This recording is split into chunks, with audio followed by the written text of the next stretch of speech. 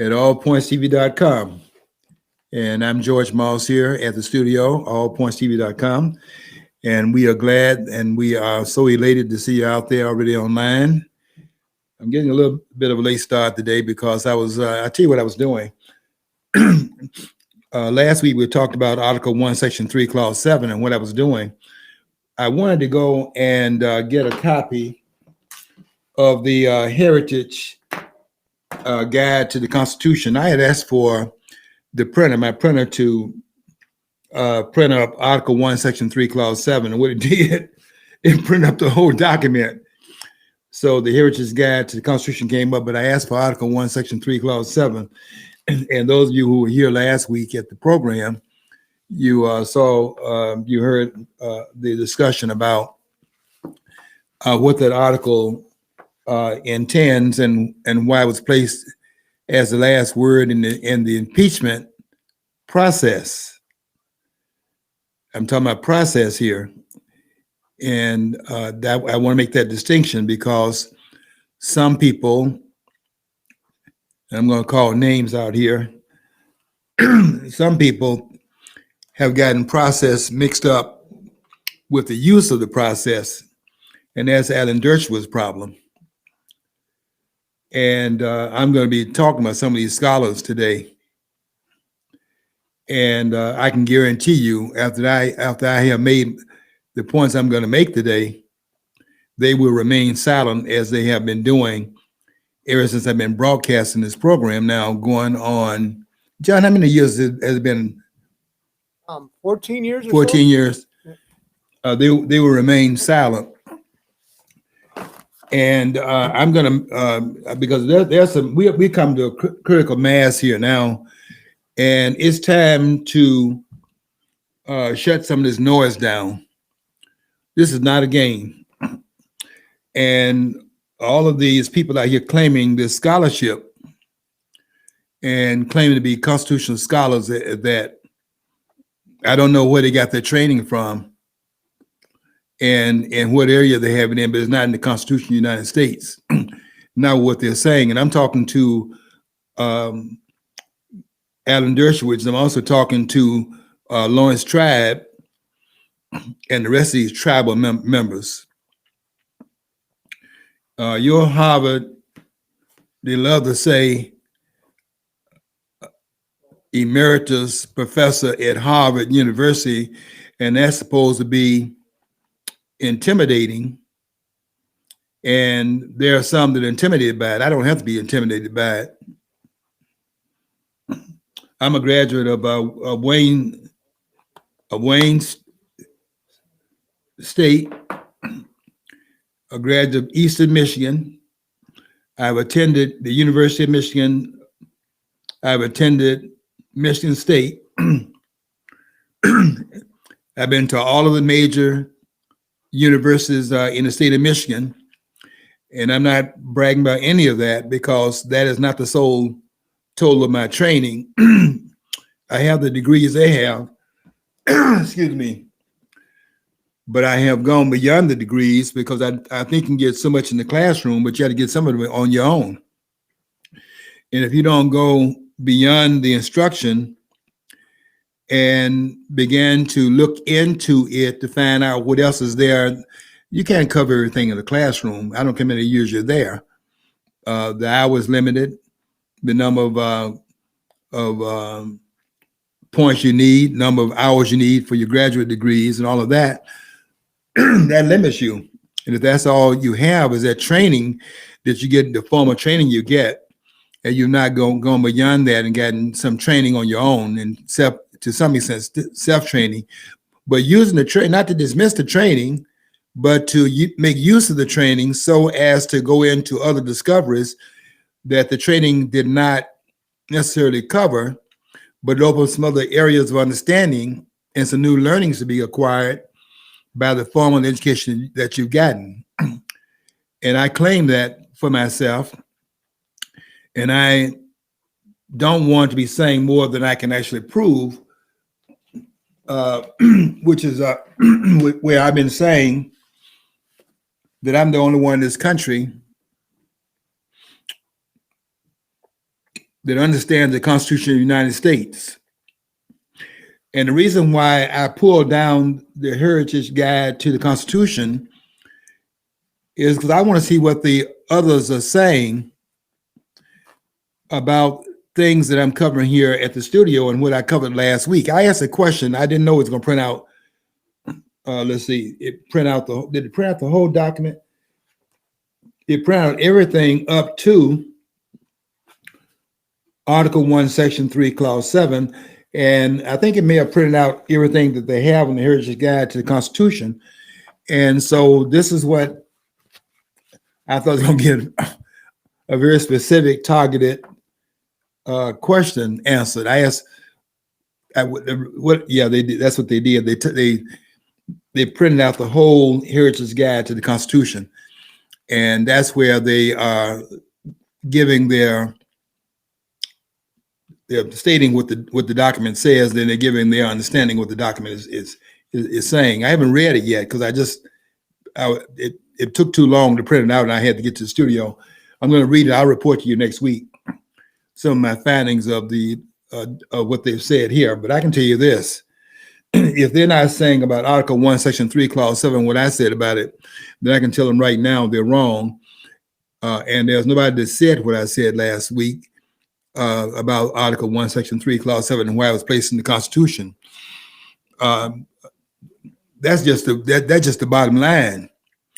And if any of these scholars think they are in this league and that they are capable of coming into this area and doing to me what I'm doing to them, where I'm correcting them and I'm calling their names out in the correction, then give it your best shot. But you're not going to be happy about the results. That I can guarantee you. I know it sounds like I'm bragging. I'm not bragging. I'm just telling you the facts. They're not, I've listened to them. And I'm willing to have a conversation about this, but I'm not going to let them get away with what they're getting away with. What I see them talking about on television and what they're saying, they're not going to be able to run that by me. I'm not. Now, I know it comes across as braggadocious. I don't need to brag.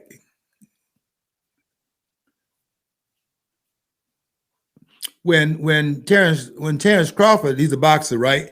When he says nobody's calling him out, he's not bragging. They're not calling him out because he's pound for pound the greatest fighter in the world, pound for pound.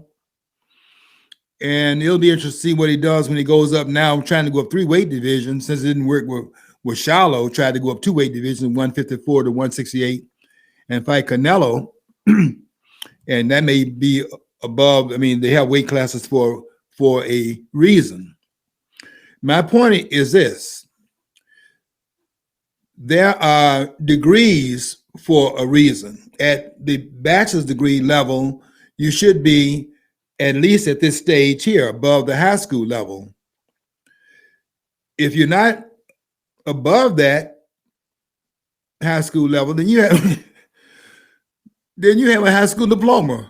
Legitimately, that's what you have. You may have something above it, but if you can't go beyond the high school diploma, your less level of your level of understanding is that of a high school student. Then that's where you are. Your degree may say something different, but they have different degrees for a reason.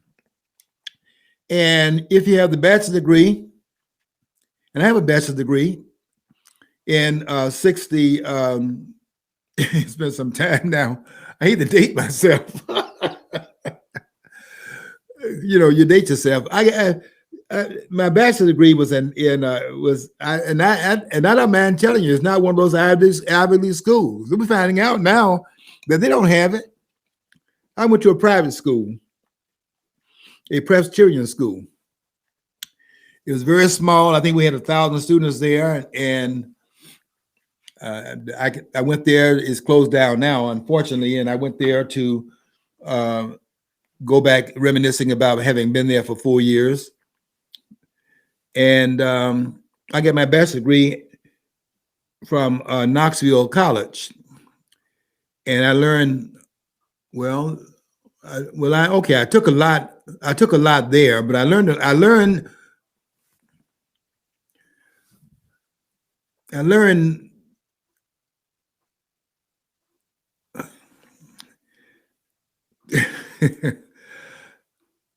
Okay, I got a degree there, and I went to the library there. Let me put it that way. I didn't get a lot from the classroom as such. I did a lot of my studying in the library.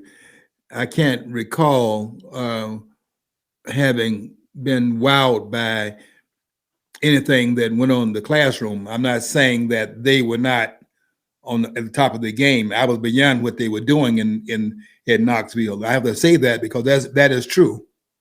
And I found that to be true at every university that I've been at, and I've been at all of them. I've been in their seminars. I've been paid to go to seminars in the NEH,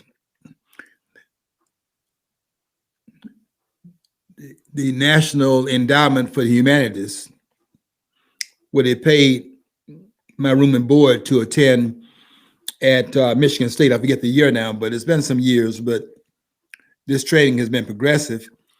But I have found when I've gone into those seminars and all these other things, I've been the person in that room that was correcting the ones in the front of the room in every case.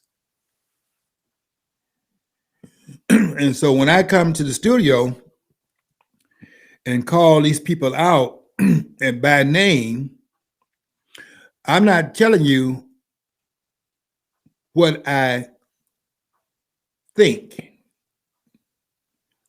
I'm telling you what I know. They're not going to say anything behind what I say.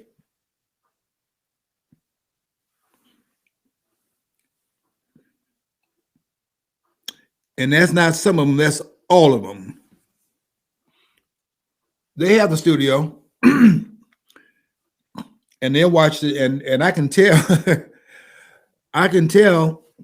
excuse me, I can tell they watch this program because all of a sudden I'm hearing some things in the media I hadn't heard before. I heard Mark Levine this past weekend who said that George Washington was the greatest president this country has had, and he put Abraham Lincoln number 2. Nobody was saying that before I challenged the orthodoxy, where they had Lincoln, Lincoln, Lincoln. Every one of the scholars had Lincoln number 1. They never put Lincoln below the number 1 threshold. Nobody put George Washington number 1. No, none of them. And I came and said that Washington was singularly the greatest president this country has produced. Now, Mark Levine said this weekend, I give him credit for this, but I do think that he would not have said that if I had not, in fact, challenged the orthodoxy. I could be wrong about that. I have no way of verifying that he got that from my having challenged the orthodoxy, but I know this, that's a new understanding that he presented. He had never said it before on his program. He said it this past weekend. And I've been saying that for 14 years on this program. In fact, he put Abraham Lincoln number 2. I wouldn't put Abraham Lincoln number 2. I wouldn't put him anywhere near the top. Abraham Lincoln was not this country's greatest president, nowhere close to it. He was the greatest violator in this country of civil liberties in this country. He did more damage to civil liberties in this country than the 17th president of the United States,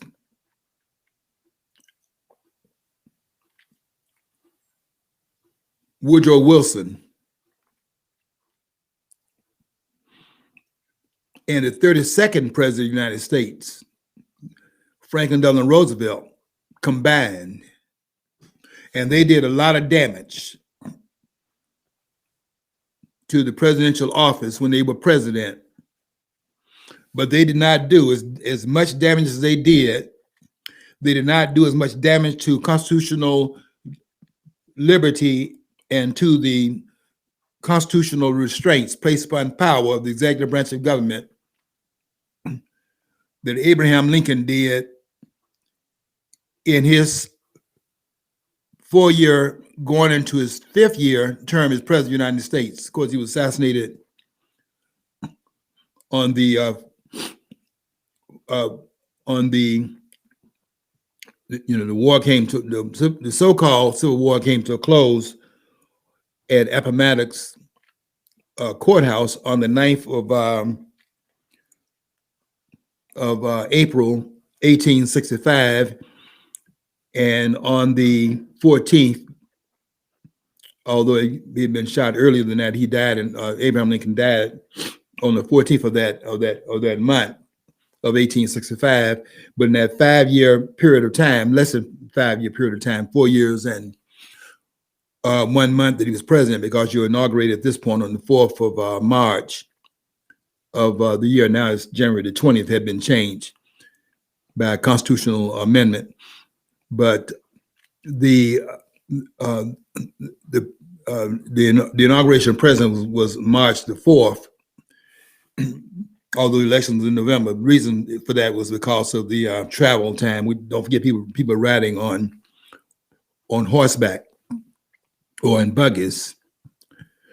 So you had to have some time between the election itself and then the arrival of the president to Washington from whatever distance it was. Of course, the Eastern Seaboard was where the 13 colonists were before they began to expand and go west. Horace Greeley is called "Go West, Young Man, Go West." And so the Eastern Seaboard, but even that travel would take you days and probably weeks in some cases. So Lincoln was president for a year and about a month, and then was assassinated by John Wilkes Booth. But in that short period of time, he did more damage to the liberties in this country than the next two in line in terms of damage they did in terms of their attack upon civil liberties in this country. And that's Woodrow Wilson in my book, The 17th President, and the 32nd president, which was Franklin Delano Roosevelt. The injury they did, and they should have, and each one of them, Roosevelt in particular, should have been brought up on charges for, should have used the impeachment process to invoke that process against Roosevelt for his removal from office. I know you love Roosevelt, you love the New Deal and things of that sort. But I'll tell you, when you start to take away the very foundation upon which the country rests, which is the separation of powers, because that's fundamental to what the framers were doing in that room.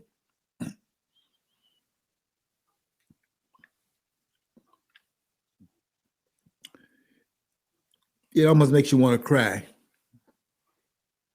What's happening in this country.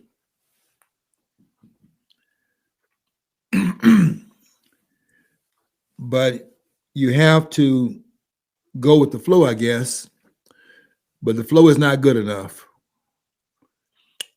The only thing that's going to ever be good enough is what the framers did in that room from May the 25th, 1787 to September the 17th of that year.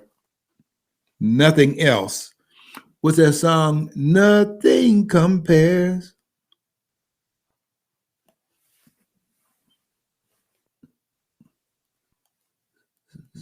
What's the name? Sinead O'Connor? Sinead O'Connor. What's the name? Sinead O'Connor. Sinead O'Connor. Yeah, she was written by Prince, though. Written by Prince, Yeah. that's true. And that song, nothing compares. And there's only one route out of this quagmire we've gotten ourselves into, because we're spinning our wheels in the mud, is to get back to the framers. And there's no other solutions to the problems we're facing as a country. And all of the ailments in this country come from having left the track I'm going to throw that you. they had laid down. I'm going to throw you a curve here. Okay, if we went back to the Constitution, how many governmental agencies would be on the chopping block? I mean, I'd say about 85 to 90% of the current ones we know would be up, because I only know the Patent Office was allowed, the U.S. Marshals, Yeah, and John. the Patent Office, and the Mint. John, guess how many we had? Guess how many we had 4? I think there was 4, right? at the And beginning? then how many we got? Like 16 now. 16. So so the rest of them would be chopped off. They'd have to be. Look, the government, the framers wanted, you can't manage this behemoth that we have right now. The bureaucracy is too large. The left hand is so far over to the left, and the right hand is too far for the right for the two twains to meet.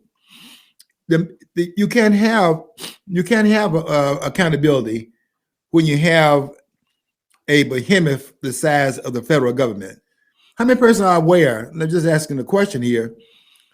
How many persons are aware that there are more persons working on the dime of the federal government? I'm talking about when you put the armed services in there and everything else is coming out of the national treasury. There are 9 million people. 2 million of them are in the civilian, bureaucracy of the federal government. And that starts out where, look where they keep adding more and more persons. They want to add 87,000 persons to the IRS. To do what? To act like the problem is that people are not paying their taxes? It's not the need to collect more taxes. It's the need to downsize this behemoth that we got right now that passes for the federal government. This behemoth is out of control because it's too big to be managed. And the bureaucracies love that because they can go into a corridor and do their own thing and be in hiding without getting caught. Who can catch what they're doing? It's too humongous to be caught. And that's why, and they're not willing to rein it in, because how much graft goes on? How much siphoning off of money takes place? How many of them have done what this, where's he from? The one that just caught. And the one that the Fried Bank or whatever his name, the guy did all that online stuff, money change, money laundering. Yeah, the money laundering. And he won't step down because what he knows is that he's not the only one.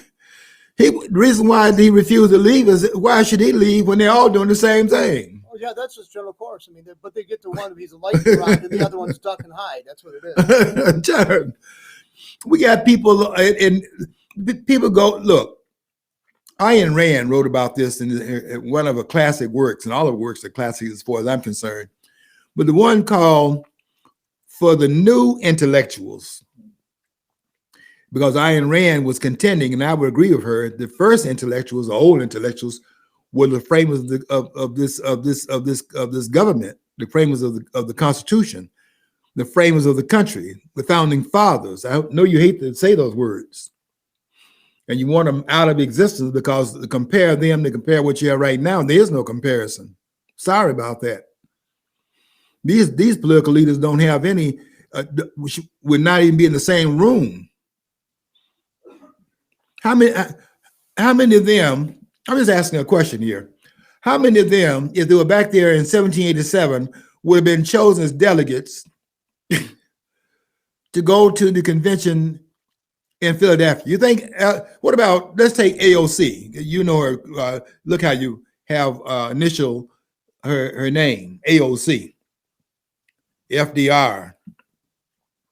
BJ, JFK. Yeah, JFK. See, all of the liberals have initialized their name, so you can become like they just cut buddies. And so, how many of these persons that you have in the Congress right now and there are 535 of them. So how many of them you think, if they would live back in that time period, taking a test, how many do you think, if these persons with the intellectual prowess they have right now, if they live back in that time period with the framers of this country, would be in that room with enough mental prowess or intellectual wherewithal to be invited to be there, because they're picking the book called The Best and the Brightest. They're picking the best and the brightest. They're selecting the best in those colonists to go there to represent the need to alter the document, to revise it.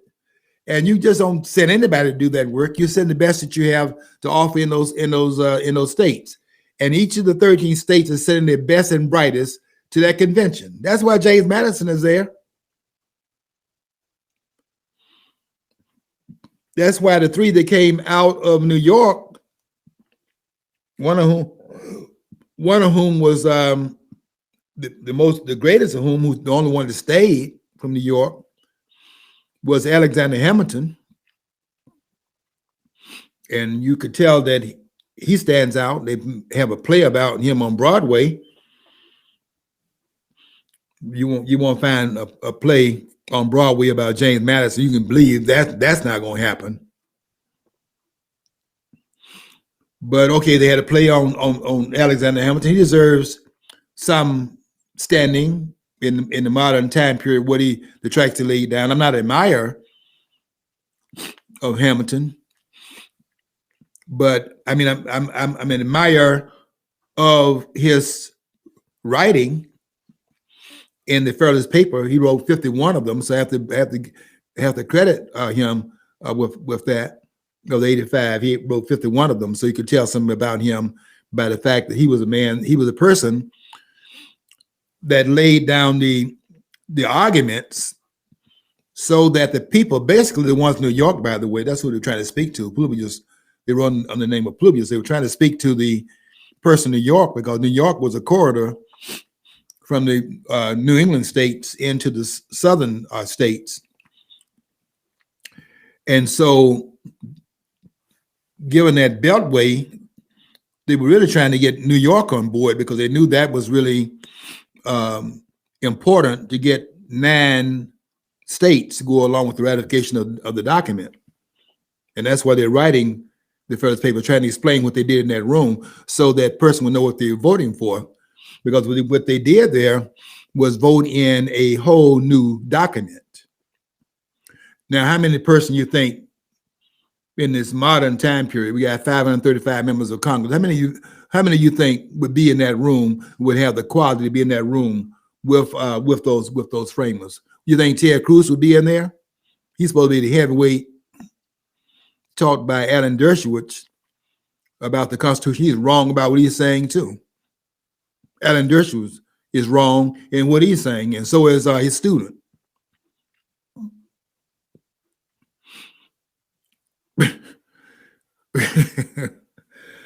I know they know I'm out here, but I tell you what they're not going to do. They're not going to come on this air and say anything.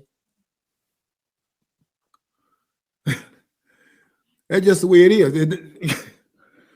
I'm just telling you that they're not qualified. They may think they're qualified. I've been at these institutions, and everywhere I went, every one of them,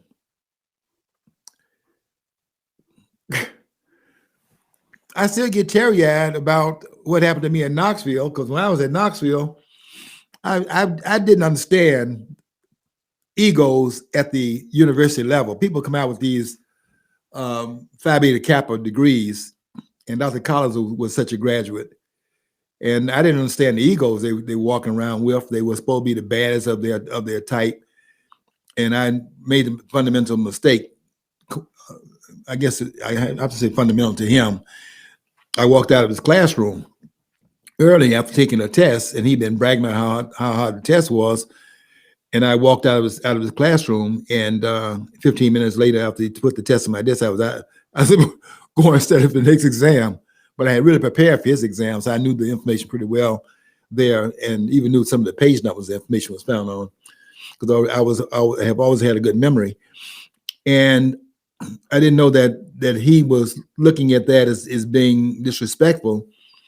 And so anyway, make a long story short, I had a run-in with him in my sophomore year in his class. Dr. Collins was his name. He's not around anymore, but I still remember getting thrown out of his classroom. And he threw me out because he thought I was being a smart aleck. And so anyway, make a long story short, even on that, I wasn't being a smart aleck. I was finished. There was no need for me to stay and waste my time.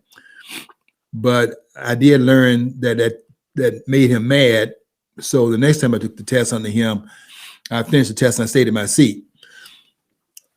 But that's been the going rate at all the universities I went to. And I can't say that John, you have any tissues there? Yeah. I couldn't say that I had a grounding point greater than the grounding point that I carried into those universities. But I didn't waste my time, because what I got from the classroom, I accommodated myself into the library to get, thank you, I appreciate it too, John, to get other understandings. John is doing a whole lot of things here at the studio, and I have to give him a lot of credit. He makes sure that we have the sound up and running when I get here, and everything is under control, the light persons and all of that. So I just come in and have to be prepared to do the microphone work, but the microphone's always live and up and running and things like that. And I want to know how much I appreciate the technicians, because I don't know this stuff. I'm an academic, and we'd have a problem. You academics are a very strange set of people. You know, we'd have a problem screwing a light bulb into the socket without getting electrocuted. And I used to watch them too in these universities where, what's that guy's name at the University of Michigan? He would be walking in both directions at the same time. He wouldn't walk going forward. Some of them would be walking, they'd be so confused, and then they'd be loaded up with so much information. And they gotten confused by it, that you could actually tell by the way they walk how confused they were, because they have their left foot going one direction, have the right foot pointing another direction, they're walking sideways. and so, but they were trained in their field. I give them a lot of credit for that. But I was in the field of political science, history, economics, history, sociology, and all of that. But I had learned to go to the libraries with an amount or two, because I didn't have that lunch when I was in high school. So I learned to go to the library and make use of my time in the library, because I didn't want Susan to know that I didn't have the lunch money. But it served me well, though, because while they were having lunch, I was in the library reading those books.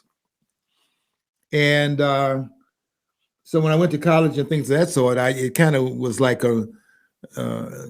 going through some of it was going through the motion. I think I'd had most of everything I need. All of my training was really in place by the time I got to college, quite frankly. And I credit that to Mrs. Reed, my 12th grade English teacher. I'm not bragging. I'm a good writer, and you know, a lot of it is just writing papers when you're on the university level. Make some sense of what you're reading, and you write papers, and you verify and validate what your learnings are, and they're reading your papers and things of that sort. And I'm challenging everybody there. And I remember getting papers back with a lot of red ink on it, and they weren't correcting it. It was just simply couldn't believe that I was saying the things I was saying, and that I was challenging some of the things that had become orthodoxy in those classrooms. But I have never accepted that I'm going there and I'm going to just take notes and be a parrot in those classrooms. And they found it out very early, but some of them didn't take too kindly to it. But I wasn't trying to do a one-upmanship, because I don't have to do a one-upmanship. I'm very well trained, and the training is not just from the classroom either. And that's why I call their names out, and I tell them before they get started, don't even try. That's because they don't belong in this ballpark. And that's Jonathan Turley. That's Alan Dershowitz, and that's definitely Lawrence Tribe.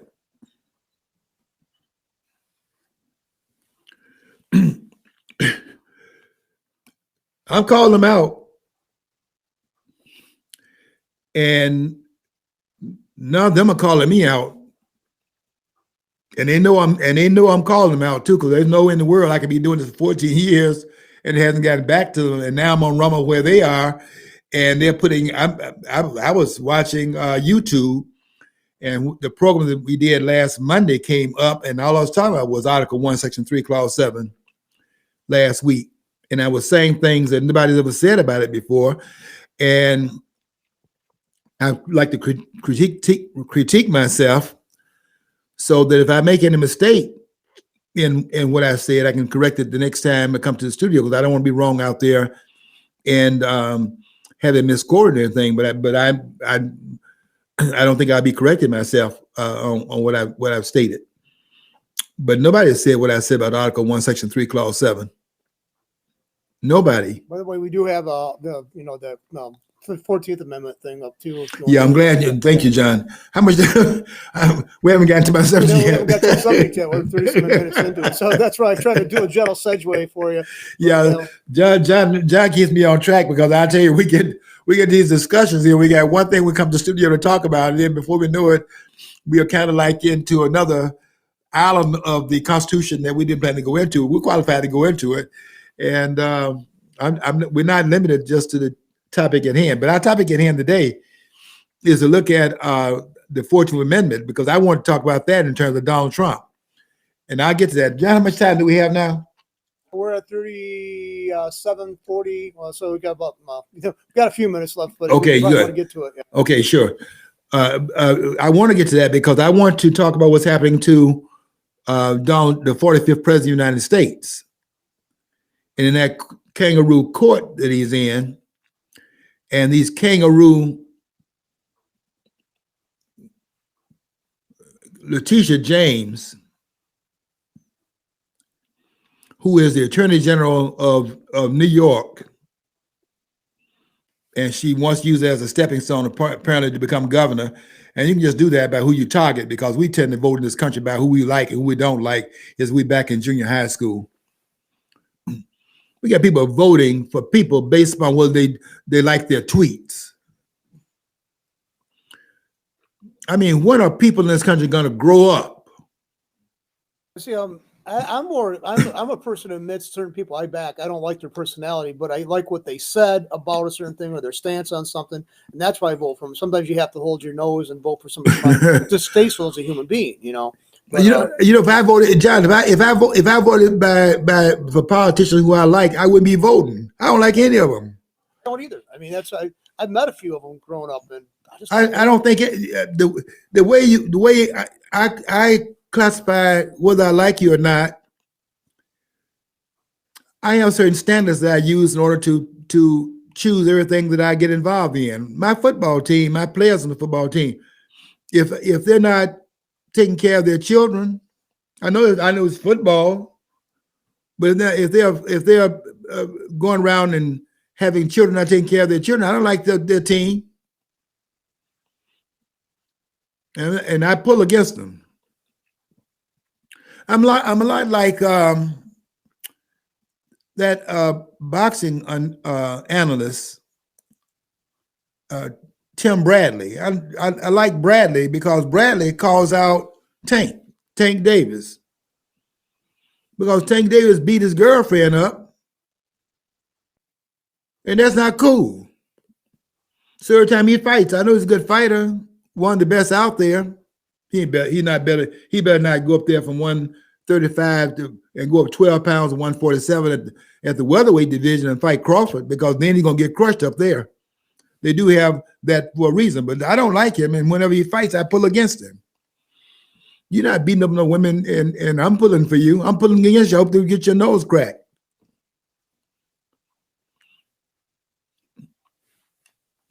You know, putting your hands on a woman. A man, I know we're saying men can be women, women can be men. I know we're in Crazyville, but a man is stronger than a woman. I don't care how many hormones you take to calm your testosterone down, you're still stronger than a woman.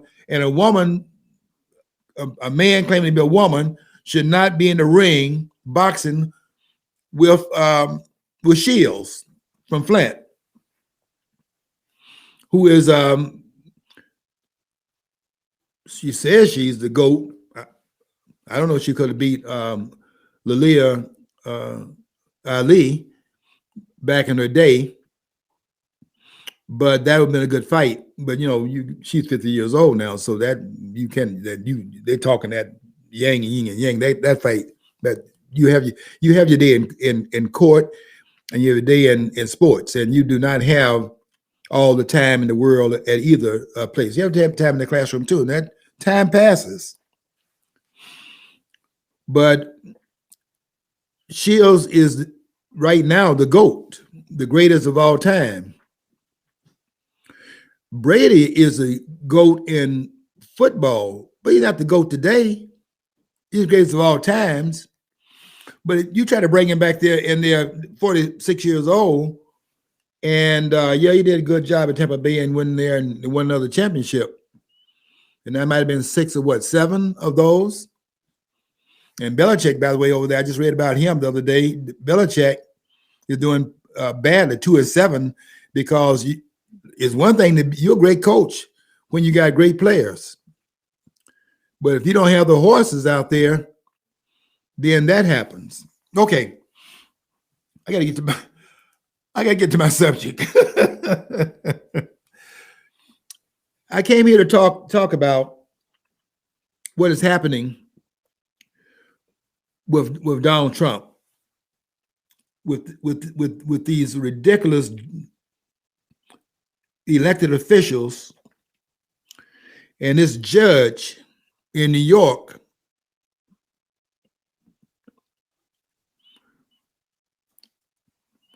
who needs to be removed from the bench. I'm not gagged. And I noticed that in the court today, because I was looking at, they're not allowing any cameras in there. You know why?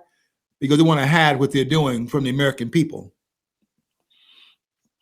This trial is too important to put behind closed doors, but because they want to do a number and they don't want the American people to see what they're doing, they got the cameras outside. But what was happening today, this morning, was they were coming out with reports every so often to tell what had gone on in the courtroom. And Trump has been very defiant in that courtroom.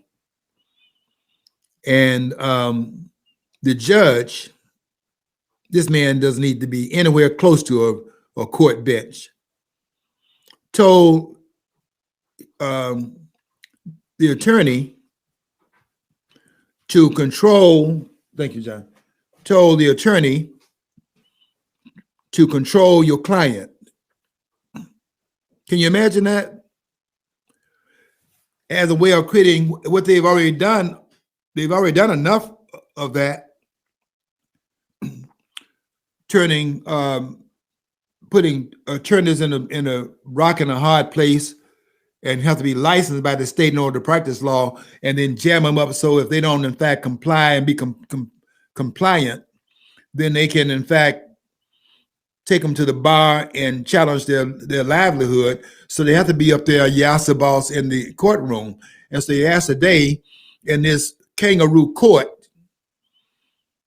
by this thug. These are thugs. Letitia James is a thug.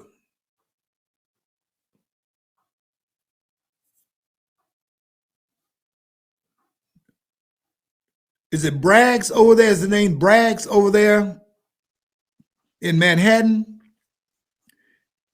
He's a thug too. These are thugs that we have in these positions. And they are attack dogs. Jack Smith, who was appointed by Merrick Garland. Merrick Garland's a thug.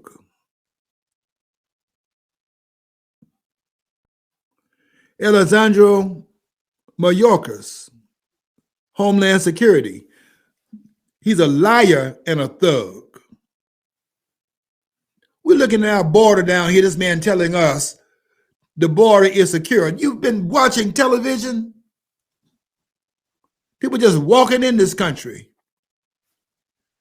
And this man was standing in front of the American people with no shame and tell them the border is secured. And when Kamala Harris was supposed to go down to the border, she went 90 miles away to El Paso in Texas and claimed, I guess she had binoculars, that she could see the border from her house.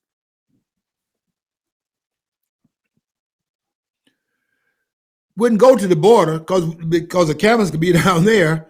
She goes 90 miles away and claimed the border was secure because she had been put over the border and don't want the cameras to go there to see for themselves. But we've seen enough. The border is not secure. I tell you what borders are secure, more secure than ours. Ukraine.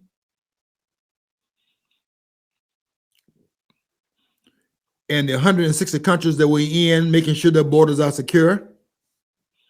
The border is not secure is the southern border of the United States. Why? Because we got thugs running this government. That's why. These people are thugs. And if we had a check and balance system, and the tension between the parties is supposed to exist to keep the party keeps the other party in line, if that were happening, they would not be doing what they're doing in terms of these investigations that are ongoing, investigating Joe Biden. Why do you think they keep investigating Joe Biden? You know why? Because they know that the people know that in the last election, they voted a majority again of Republicans in the House, and it's the impeachment body of the Congress on the Article 1, Section 2, Clause 5 of the Constitution. The House, you have the sole power of impeachment. They know that they have 220 members in the House of Representatives. You need 218 to have a majority. You got 220, and they know they don't have the votes to bring about impeachment. If they brought the impeachment question up, it will be shown here that 20 Republicans at least would vote on the side of the Democrats not to impeach Joe Biden and expose the two-party system is a joke. That's why they're not bringing the question. And James Comer, bless his heart, he keeps on investigating and finding out more information. How much more information do we need that we have a criminal in the White House named Joe Biden, a 50-year swamp rat?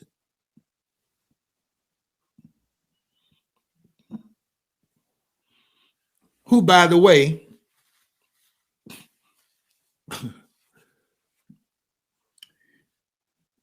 stole the election and who had the election stolen in his behalf on November the 3rd, 2020, which is where you had the insurrection on that day. On the 20th of January, there was no insurrection, nor was there an insurrection January the 6th. Now, that brings me to my topic, finally. John, can you put up there the 14th Amendment, Section 3? Okay, it's up there on the, I wanted you to see this because I want to talk about the third section of the 14th Amendment. The 14th Amendment, by the way, is one of the three so-called civil rights amendments, the 13th, 14th, and 15th Amendment. The 13th Amendment, because it ended chattel slavery in the United States. I said it ended chattel slavery in the United States. It outlawed chattel slavery in the United States. It did not outlaw slavery in the United States. Slavery has never been outlawed in the United States. And I suggest you go read the document for yourself.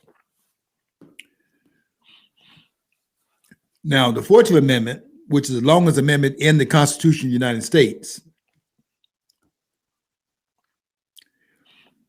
it has a clause in it that all of the so-called, and I say so-called with quotes, constitutional scholars, Lawrence Tribe and others, the Solicitor General, what's his name, and they're saying that the Section 3 of the 14th Amendment bars Donald Trump from running for president again because it, by its statement, doesn't need to have a hearing on it. It's declarative in the same way it says that in order to run for president, you have to be 35 years of age. You have to be a resident of the country for 14 years. You must be a natural born citizen. So it's just as concrete as that is, and it's a statement that's statutory to the requirement to run for president. They're saying then that what the 14th Amendment, the third section of that amendment does is that it statutorily says that anyone that, well, let me read it so you can, and you got it on the screen. Let me read it from the book here, but you have it on the screen. And it says the following: no person shall be a senator or representative in Congress or elector of president and vice president or hold any office, civil would be the president, vice president, and all civil officers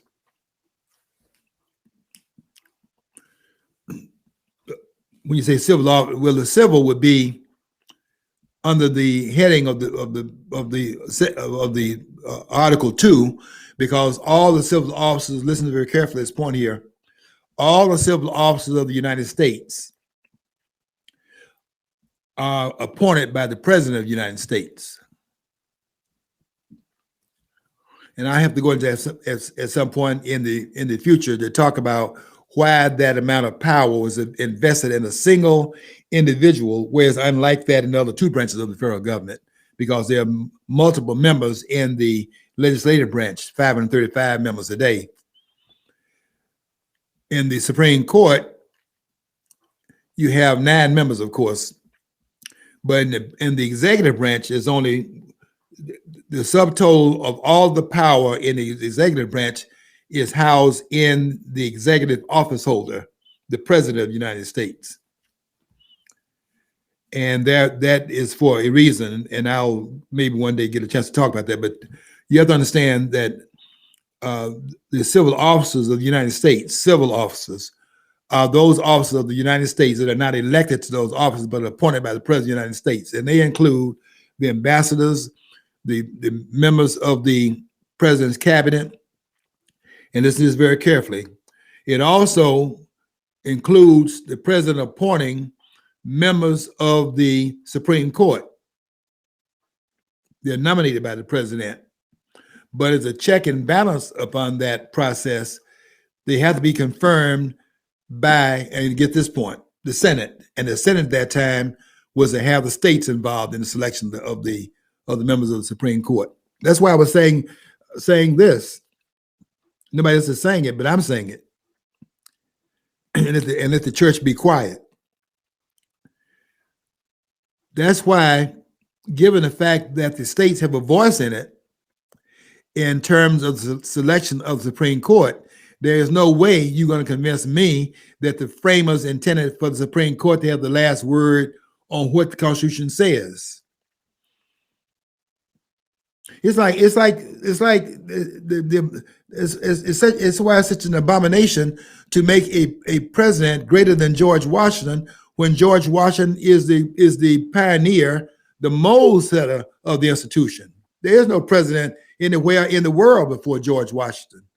George Washington, not just the first president of the United States, he's the first president in the history of the world. He's walking on eggshells because George Washington is aware. Read the book called George Washington, the First of Men, and see how Washington was very much aware that he was creating a mold. And everything he did, he was asking about how that would set the precedent. That's why he steps down after 2 terms. And his fear was that he would die in office before he had a chance to step down after 2 terms, because he wanted to set that into stone. And it wasn't stone until 1940, with this ridiculous 32nd president coming in and thinking that he was a king and wouldn't leave.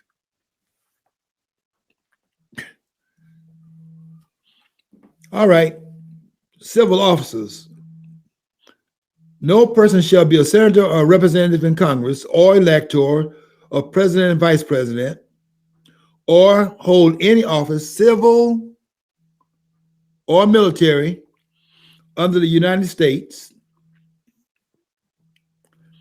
or under any state, as a matter of fact, who having previously taken an oath as a member of Congress or as an officer of the United States or as a member of any state legislature or as an executive or judicial officer of any state to support the Constitution of the United States shall have engaged in insurrection or rebellion against the same or given aid or comfort to the enemies thereof. They can, in other words, it's saying here that they are explicitly as the Constitution setting in stone certain requirements to run for various offices on the federal level. 25 years of age if you want to be a member of the House of Representatives, for example. 30 years if you want to be a member in the Senate. That'd be at least 30 years of age. That's etched in stone. You must be, to be a senator, you must be elected from the state in which you are elected. If you're in the House, you don't have to be, Maxine Waters, example of this, be a member of the district from which you are elected. And she's not living in a district where she's elected. She don't want to be living around that part of the segment of the population. She's over there in the suburban area, living in a mansion. She doesn't want to be living over there. And they keep on electing her, putting her in there every 2 years. Because the point, the fact of the matter is that you can have people that's being elected that are crazy, and the people the people that are voting for them are all sane. There are some people in this country that are insane, and the people that's in government is an indication of that in some cases. Those who voting for Letitia James and Braggs. I can't say that about those who voted for, that put Biden in office, because they didn't put Biden in office. And I don't need to go into the machines and all that, because you cannot, those numbers, you cannot have those numbers. Not 12 million more votes voting for the incumbent president, and then he loses by person get more votes than ever has been gathered by any person that ran for the office and never campaigned for it and can't even put a sentence together. No, we didn't do that, and we did it. This country's finished. I refuse to accept that election was whole, because if it is, I have to accept then the country's gone stone crazy and it cannot be brought back from the brink. But that's not what happened. And the mistake they made in making the accusation that the election was illicit is that they went and blamed the machines for it, and they should never have done that, because machine garbage in, garbage out. It's like liars can figure, but figures don't lie. 2 plus 2 is 4. Today, Monday, it'll be 4 on Friday. It won't be like that one guy who comes on. He said half of 8. And he writes on the board half of 8. You know, and then he says half of 8. And he draws a line where the 8 is through the 8. And then it says half of 8 is 0. And then he says on the other side, he draws a line through the other 8, and he erases the outer parts of it and says half of 8 is 3. And then he looks at the camera and say, you know, because he's making humor out of that. Well, I'm not making. I think we're making humor out of this too, but this is more serious. This is not humorous what they're doing here. What they're trying to do is use the 3rd section of Amendment 14 to say that Donald Trump comes under this language, because they're saying that Donald Trump was the instigator of the insurrection that occurred on January the 6th. Now, I'm not so sure that will not fly in Colorado, because we got deanbacks, we got criminals, we got thugs running these courts. But does it pass the constitutional muster test? No, it does not. And let me tell you this also. Nor does the 14th Amendment, the 3rd section, apply to those that were being. The reason why it's put there is because what the South was doing, the South was sending their leaders to Congress. They'll say, you have not converted a man because you have defeated him on the battlefield.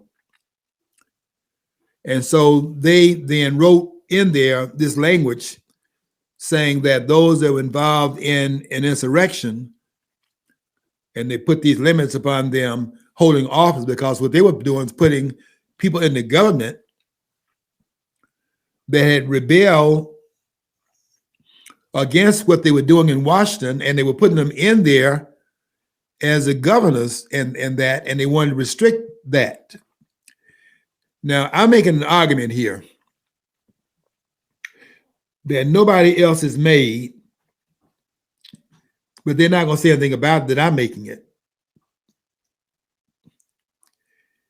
Is that even putting in Article 14, Section 3, nothing wrong with the 14th Amendment itself in terms of what it does, overarching of what it does. The overarching part of it is that what it does after the 13th Amendment ended chattel slavery, then the next step then, because it has to go in phases, you can't have slaves that would be citizens. So the 13th Amendment then is passed first, and then it lays over into the 14th Amendment, which would stand to reason then is that if they're not slaves, they're not, what are they? So the 14th Amendment gives citizenship, listen to this carefully, to the male part of the slave population. There's a guarantee. You see, we talk about these guarantees. The 14th Amendment, here's what it says. You see, and look at the 15th Amendment also.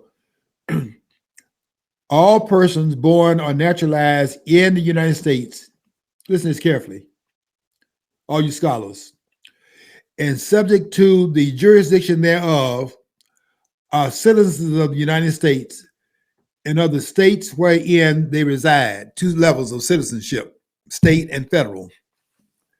Now, if you think you can come in here and drop a child in this country and that child automatically becomes a citizen of this country, go back and read that language again.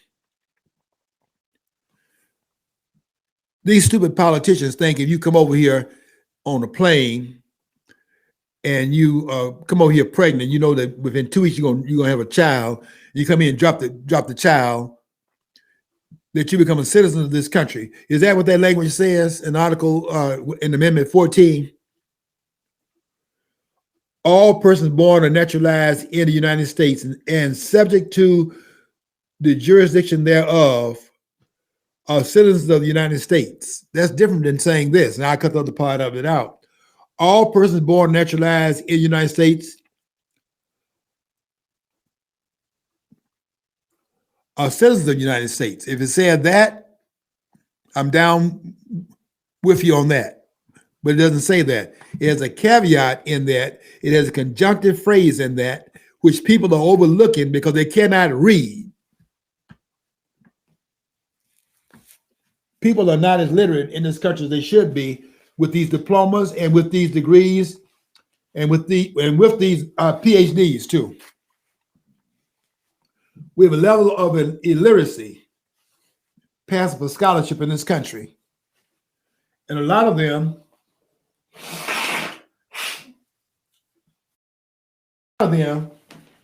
are not qualified to be sitting on these benches.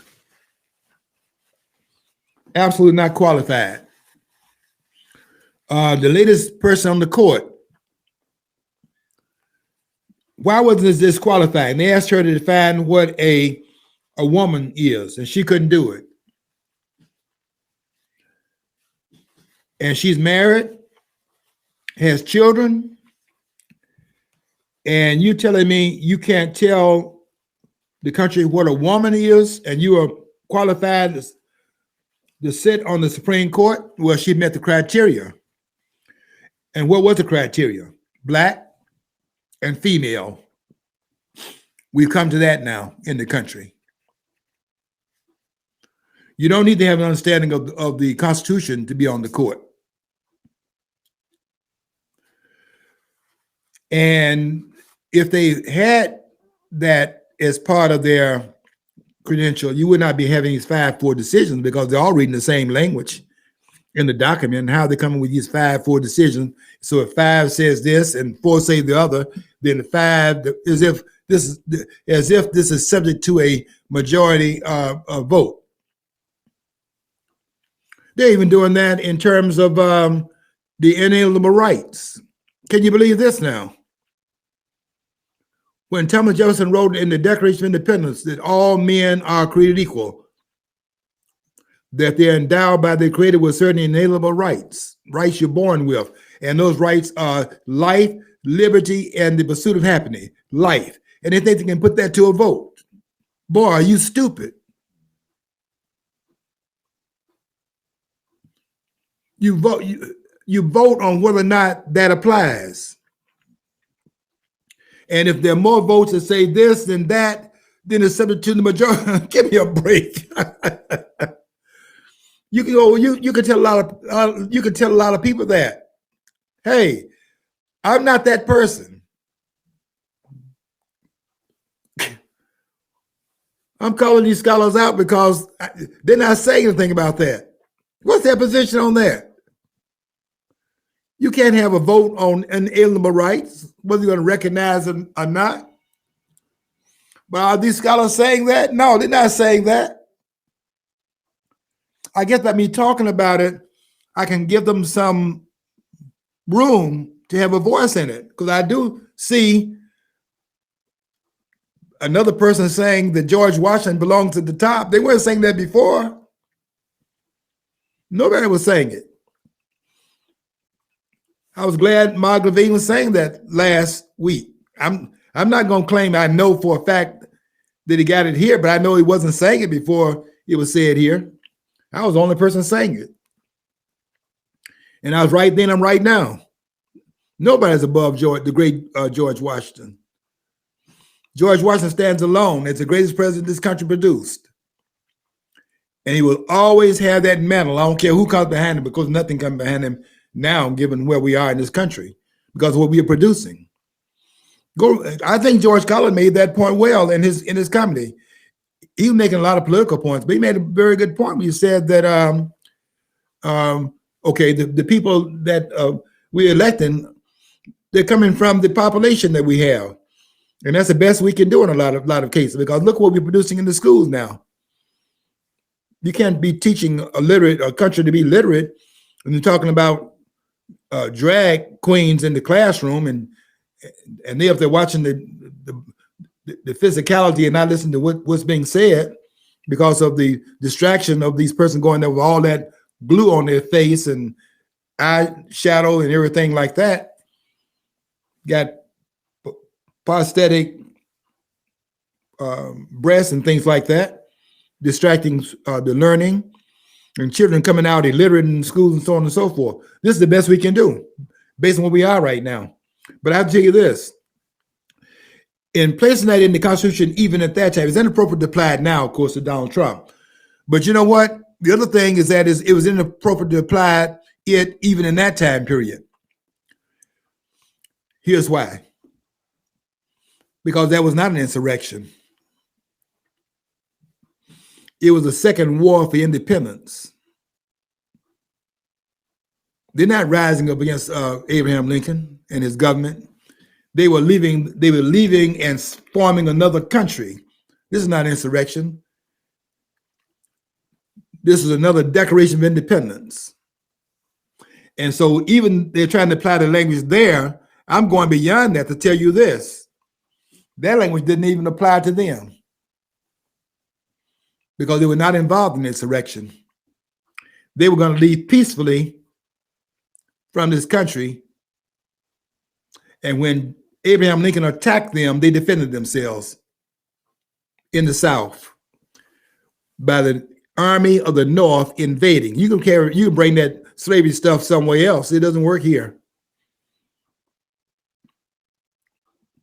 I'm too learned in this area to buy that. Take that somewhere else.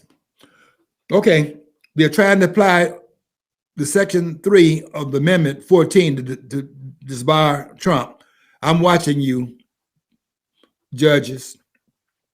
I'm watching you, members of the court, and all you politicians. If you try to apply this language, you will not get away with it. Not here. And my voice is going to be heard at some point because there's no voice higher than my voice on this document here. That's just a fact. Okay, we got to get out of here. We always run out of time. Got to get out of here. Until next week, we want you to follow your dream. If you don't follow your dream, you never know what's on the other side of the rainbow.